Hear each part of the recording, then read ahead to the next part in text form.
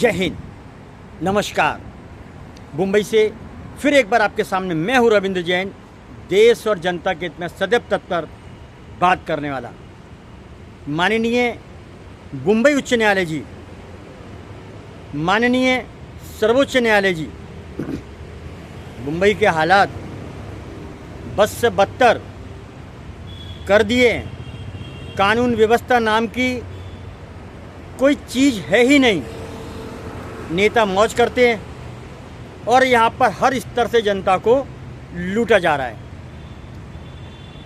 हम आपको ये सूचना देना चाहते हैं अपने वीडियो के माध्यम से कि छत्रपति शिवाजी महाराज जाओ या कुलाबा जाओ, टर्मिनल जाओ, छत्रपति शिवाजी महाराज टर्मिनल और कुलाबा, जो जो घूमने की जगह हैं, जनता के लिए जगह बनाई गई है, वहाँ पर क्लीन अप मार्शल जम के वसूली कर रहे हैं 200, 500, 1000। और ऐसा भी सुनने में आता है कि वो उन लोगों को पकड़ते हैं जो बेचारे घूमने आते हैं। जबकि मुंबई के हालात और छत्रपति शिवाजी महाराज टर्मिनल की हालात, वहाँ पे गड्ढे खुद रहे हैं, कूड़ा कचरा पड़ा हुआ है और अंदर स्टेशन के थूकने वाले जो फेरी वाले हैं उन पे बस इन क्लीन अप मार्शलों का नहीं चलता है, क्योंकि वो मारेंगे इनको। सबसे गंदा करने वाले फेरी वाले, उन पर जोर नहीं चलता है। वहाँ पर अवैध कब्जे हैं। फेरी वालों का पूरा छत्रपति शिवाजी महाराज टर्मिनल को पूरा घेर रखा है। इसमें शासन प्रशासन के कुछ लोग वसूली करते हैं और छत्रपति शिवाजी महाराज टर्मिनल को एकदम काला दाग लगा दिया, वहाँ गंदा कर दिया है, पूरा फेरी वालों से ढक दिया है। लोग जाते हैं अपने गांव को, प्रदेश को, और बाहर से लोग मुंबई आते हैं। जब वो स्टेशन से बाहर आते हैं तो बाहर आते ही चारों तरफ फेरी वाले हल्ला मचाते हुए ले लो ले लो ले लो ये नारा लगता हुआ सुनते हैं, तो उनके दिमाग में मुंबई का चित्र गलत जाता है कि मुंबई माया नगरी है, मुंबई आर्थिक नगरी है, मुंबई महानगरी है, मुंबई छत्रपति शिवाजी महाराज की नगरी है। तो बात उनके दिमाग में जो रहती है वो फेल हो जाती है कि यहाँ तो हर जगह फेरी वालों के कब्जे हैं। वजह समझ में नहीं आई। आप सिंगापुर जाइए, विदेश जाइए, हॉलैंड पोलैंड जाइए, कहीं भी जाइए, वहाँ पर इस तरीके की चीज़ें बिल्कुल भी नहीं होती है जो भारत के अंदर होती है। यहाँ पर शासन प्रशासन अपनी ज़िंदगी अवैध कब्जे में चलाता है, अवैध कब्जे के अवैध माल में चलाता है, वसूली में चलाता है। इन्होंने अपनी मर्यादा और गौरव को, अपने सम्मान को चंद पैसों में बेच दिया है। ये बात हकीकत है। जबकि हमारे राजा महाराजा भारत में इतने दृढ़ संकल्प मजबूत थे कि सत्यमेव जयते, सत्य की जीत होगी और सत्य की जीत करनी है। वो अपने सम्मान के लिए, अपनी धरती के लिए अपने आप को कुर्बान करते थे और शत्रुओं का विनाश करते थे। लेकिन यहाँ के लोग, शासन प्रशासन में बैठे हुए कुछ लोग अपने पद का दुरुपयोग करके और देश की बर्बादी करने पर तुले हुए हैं। ये बात हकीकत है। और एक बुत बनना चाहते हैं कि वर्दी का मतलब क्या, शासन प्रशासन का मतलब क्या। आज तक, अभी तक ये बात समझ में नहीं आई। लेकिन एक बात एक नेता ने हमें समझा दी। वो समझा दी कि नेता में अगर दम है तो नीचे के जितने भी लोग हैं उनकी ताकत नहीं है कि वो लोग वसूली करें और जनता को परेशान करें। एक किस्सा हम बताते हैं यूपी का, कि यूपी में योगी के पहले कोई भी शासन रहा हो तो आम आदमी जब जाता था कि मुझे राशन कार्ड बनवाना है, तो अभी नेटवर्क ख़राब है, कल आना परसों आना, ऐसी स्थिति थी। चाहे वो कोई बैंक का काम हो या वहाँ कोई वोटिंग का काम, कोई भी काम रहने दो, यूपी की हालत बता रहा हूँ आपको। वहाँ काम नहीं होता था, उन्हें भगा दिया जाता था, चक्कर खिलाए जाते थे। अधिकारियों का ये हाल था और पुलिस स्टेशन का तो ये हाल था, वहाँ पर कंप्लेंट दर्ज कराने वाले को ही बैठा दिया जाता था। ये यूपी की हकीकत है। जब से योगी शासन वहाँ पर आया है तो वहाँ पर नेटवर्क फेल नहीं होता, वहाँ पर अधिकारी बराबर काम करता है और पुलिस कंप्लेंट जो कराने आता है उसकी कंप्लेंट ली जाती है, उसे चाय नाश्ता भी कराया जाता है। तो कहने का तात्पर्य यह है कि नेता में अगर दम है तो शासन प्रशासन में बैठे हुए जो भी लोग हैं वसूलीबाज, वो सब बंद हो जाएंगे। उन्होंने काम किया है। एक ही सीएम है दमदार, असरदार। बच्चा बच्चा ये कहता है, किसी भी देश में चले जाओ, भारत के किसी कोने में चले जाओ और ये पूछो कि उत्तर प्रदेश का सीएम कौन है, तो एक ही नाम आता है, भगवाधारी बाबा बब्बर शेर योगी आदित्यनाथ। एक ही नाम आता है कि योगी आदित्यनाथ। पूरे हिंदुस्तान में एक सीएम जो योगी के नाम से प्रसिद्ध है, सनातन वस्त्र से प्रसिद्ध है और अपने सनातन को जिंदा रखने का, अपने कर्तव्य का पालन करने वाला एक ही शेर मौजूद है, उसका नाम है योगी आदित्यनाथ। तो दोस्तों, भाइयों, हिंदुस्तान के लोगों, आप विचार करो, आज तक, अभी तक ऐसा नहीं हुआ, 1947 के बाद से आज तक ऐसा नहीं हुआ कि किसी सीएम ने इतना नाम कमाया हो। उसके पहले जितने भी आए वो बोटियां नोचने वाले आए, खून पीने वाले आए, और जो हिंदुस्तान है उसे अपने बाप की जागीर समझकर वहाँ पर लूटने का काम किया है। देखिए, जैसे चील ने, गिद्ध ने किसी जानवर को पकड़ा और मिलकर नोचते हैं, ऐसे ही देश के नेताओं ने जनता को नोचा है और देश को लूटा है। यह सच्चाई है। लेकिन जब से योगी आदित्यनाथ ने उत्तर प्रदेश को संभाला है, और उत्तर प्रदेश हिंदुस्तान का सबसे बड़ा ज़िला है, उन्होंने उस गुंडों के प्रदेश को, लफंगों के प्रदेश को, माफियाओं के गढ़ को ख़त्म कर दिया। क्यों?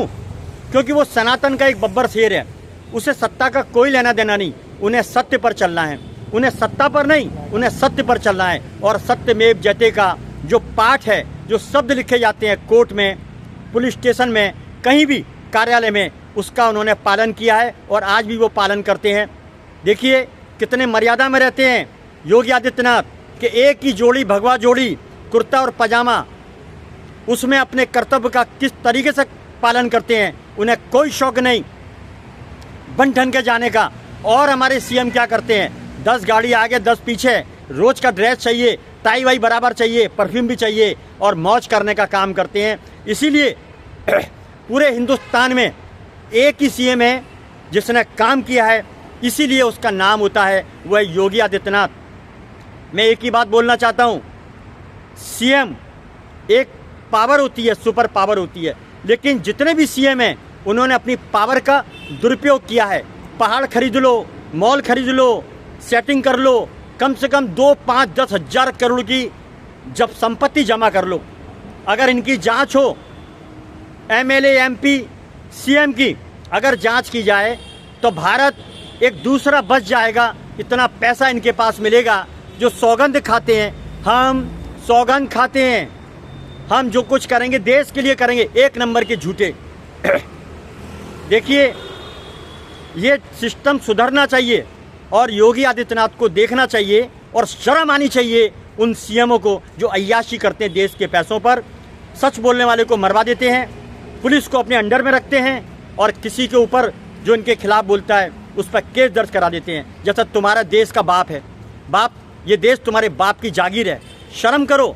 सत्ता का दुरुपयोग करने वाला नरक में जाएगा, ये बात निश्चित है। आपके लिए सत्ता जो मिली है वो जनता के एक एक वोट पर मिली है, और तुम जनता को ही छीन रहे हो। ये राजनीति हमें समझ में आती है, सबको समझ में आती है कि तुम्हारा स्तर कितना गिर चुका है। स्तर बहुत गिर चुका है तुम्हारा। नेताओं का स्तर इतना गिर चुका है कि वो राजनीति करने के लिए, सत्ता पाने के लिए वो कुछ भी कर देगा, अपने घर को भी बेच देगा, अपने घरवाली को भी बेच देगा। इतना स्तर गिर चुका है राजनीति का। एक ही नेता, उससे सीखने की ज़रूरत है, वो है योगी आदित्यनाथ। सनातन का रक्षक, भारत का रक्षक, जनता का रक्षक और सभ्यता का रक्षक, वो है योगी आदित्यनाथ। और नेता और सीएम आखिर क्या करते हैं, ये प्रश्न चिन्ह अभी तक लगा हुआ है। अभी एक नई बात सामने आई है। मैं मुंबई में हूँ, इस समय हाई कोर्ट के सामने ही हूँ। मैं ये कहना चाहता हूँ हाई कोर्ट को कि फेरी वालों ने सब जगह कब्जा करके रख दिया है जो पब्लिक की जगह है, और सबसे बुरी दशा छत्रपति शिवाजी महाराज टर्मिनल की है। जितने भी स्टेशन हैं वहाँ पर फेरी वालों ने अड्डा जमा रखा है। शासन प्रशासन वसूली करता है।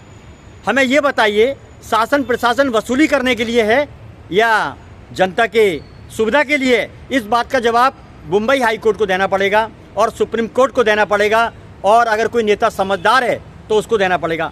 मैं रेल मंत्री से विनती करता हूँ, आप छत्रपति शिवाजी महाराज टर्मिनल पर ध्यान दीजिए, क्योंकि केंद्र शासित जितने भी स्टेशन हैं केंद्र शासित हैं। यहाँ आप जो पैसा भेजते हैं वो पैसा कहीं ना कहीं खा जाते हैं, क्योंकि खाने की बीमारी बहुत ज़्यादा है। अच्छा, पच भी जाता है। ऐसी कौन सी दवाई खाते हैं ये वसूलीबाज के पैसा खाते जाते हैं? जैसे बीएमसी में होता है, बीएमसी के ठेकेदार ले लो, कर्मचारी से लेकर अधिकारी ले लो, ज़्यादातर लूट करने में मशहूर है। और एक बात और समझ में आती है कि लोगों को भरोसा है अब देवेंद्र फडणवीस के ऊपर जो नए सीएम बन के आए हैं महाराष्ट्र के, तो महाराष्ट्र के नए सीएम बन के आए हैं, देखते हैं कि योगी स्टाइल में कितना काम करते हैं। अगर योगी स्टाइल में काम नहीं करते हैं तो जनता का भरोसा नेताओं के ऊपर से तो 100% उठ जाएगा। देवेंद्र फडणवीस जी, आपसे उम्मीद हम भी करते हैं कि सबसे पहले क्लीनअप मार्शलों के ठेकेदारों को आप जेल भेजिए और जो क्लीनअप मार्शल हैं उनको भी पकड़िए आप, क्योंकि उनके भेष में कई सारे क्लीनअप मार्शल हैं जिनके पास कोई लेना देना नहीं और अवैध पार्किंग के नाम पर मुंबई के अंदर जम के वसूली हो रही है। लोगों को लूटा जा रहा है, ऑनलाइन पे करा जा रहा है, मोबाइल पे या मशीन लटका के खूब झटके वसूली कर रहे हैं। 70 रुपये 1 घंटे का और 1 घंटे का फिर 70 रुपये, हजारों करोड़ रुपए ये बीएमसी के नाम पर लूटे जा रहे हैं। इसमें कहीं ना कहीं अधिकारी शामिल है और भारत सरकार को चूना लगाया जा रहा है जम के, क्योंकि कहीं ना कहीं नीचे के अधिकारी पैसा जम के खा रहे हैं और अपने घर को सजा रहे हैं। ऐसे ही 2 BHK मॉल, शोरूम, ये वो ऐसे ही नहीं आ जाते। बहुत लूट खसोर मचा रखी है, कर्तव्य को बेचा जाता है। और मैं तो एक बात और बोलना चाहता हूँ, ये बद्दुआ, हराम का पैसा कहीं ना कहीं आपके परिवार को नुकसान पहुँचाएगा, आज नहीं तो कल पहुँचाएगा। मेरी विनती है, हाथ जोड़ के विनती है, देवेंद्र फडणवीस जी, योगी आदित्यनाथ का ठप्पा मुंबई महाराष्ट्र के अंदर लगना चाहिए। एक शेर अगर यूपी में है तो दूसरा बम्बई में क्यों नहीं है, ऐसा लोगों का जवाब है और क्वेश्चन भी है। जवाब आपको देना पड़ेगा, ये आपका काम बोलेगा कि अगर यूपी में शेर है तो बम्बई में क्या कमी है। बम्बई महाराष्ट्र छत्रपति शिवाजी महाराज की नगरी है, एक महान योद्धा की नगरी है, इसे आपको बचाना होगा और हर तरह से गौर करना होगा। यहाँ के CCTV कैमरे वो क्या काम करते हैं। अपराध, ड्रग्स के कारोबार, गुंडागर्दी जोरों में चालू है और शासन प्रशासन के लोग कहीं ना कहीं थोड़े बहुत मिले हुए हैं और अपने अधिकारियों का नाम खराब करते हैं। बस इतना ही काफ़ी है। मुंबई हाई कोर्ट से विनती करता हूँ, आप संज्ञान लीजिए और जो नेता हैं, अधिकारीगण हैं, अगर उनके इलाके में काम बराबर नहीं होता है, जनता को परेशान करते हैं, तो जिस तरह सस्पेंड किया जाता है, इनके ऊपर भी कानून बने, नेताओं के ऊपर भी कानून बने, उन्हें हटा दिया जाए, चाहे बेशक चुनाव जीत गए हों। बस इतना ही काफ़ी है। मुंबई के हाई कोर्ट के ठीक सामने से मैं हूँ रविंद्र जैन। जय हिंद।